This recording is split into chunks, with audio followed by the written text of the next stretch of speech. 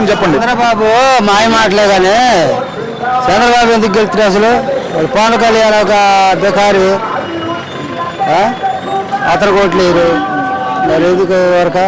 కానీ మీరు ఇప్పుడు పవన్ కళ్యాణ్ బిగారు అతను ఓట్లేరు అని చెప్పేసి అన్నారు. మరి అదే పవన్ కళ్యాణ్ నేను తొక్కి పడేస్తాను, జగన్ తొక్కపోతే నా పేరు పవన్ కళ్యాణ్ కూడా కాదంటున్నాడు. అది ఊరకు మాటలేగా, ఎటు మాటలేగా, తొక్కటం అంటే ఒట్టి మాటేగా.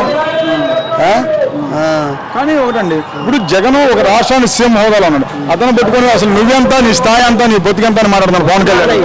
తెలియని మాటలు అయ్యి, తెలియని మాటలు. ఆయన స్థాయి ఏందో తెలిస్తే మాట్లాడగా, ఆయన స్థాయి తెలియక మాటలయ్యి. మరి వాడు చూస్తే ఇంకా 13 రోజులు ఎలక్షన్స్ ఉన్నాయి కదా, మరి ఎవరు గెలుస్తారో మీరు అనుకుంటున్నారు? జగనే గెలిచేది. చంద్రబాబు మాటలు ఎవరు నమ్మరు, మాయ మాటలు. కానీ ఒకసారి నన్ను నమ్మండి, జగన్ కంటే ఇంకెక్కువ చేస్తాను అంటున్నాడు కదా. ఇదివరకు చెప్పాడుగా, ఇదివరకు బంగారం తీసేస్తారు అది ఇది అని మాయ మాటలు చెప్పాడుగా. ఇప్పుడు ఎందుకు నమ్ముతారు? ఇంకా నమ్మరు. జగనే అందరి గుండెల్లో ఉన్నాడు. జగన్ ఏంటంటే జగన్ అందరి గుండెల్లో అంటున్నాం. మరి జగన్ ఏమో ఒక్కడు, అటు చూసి అన్ని పార్టీలు కలిసి వస్తున్నాయి కదా. ఎంతమంది ఉంటే అసలు వాళ్ళని ఎవరిని లెక్కేసుకోరు. జనం గుండెల్లో జగనే ఉండాలి, జగనే గెలుస్తాడు. తిరిగేలేదు. కానీ ఇప్పుడు జగన్ గెలుస్తారన్నారు. వాళ్ళందరితో పాటు షర్మిల కూడా కలిసింది కదా. ఓట్లు అయితే జగన్ కన్నా అమ్మ అని చెబుతుంది. ఎవరు? షర్మిల చెల్లెలా?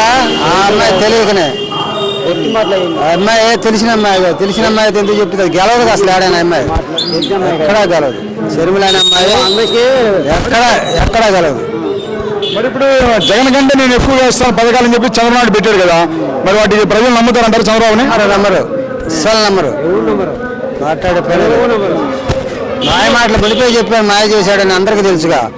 అదే జనం అంటే మీటింగులు పెడితే జనం వస్తున్నారు కానీ, గుంపులు వస్తున్నారు కానీ వాళ్ళందరూ వేసేవాళ్ళు కాదు వాళ్ళకి. అంతే.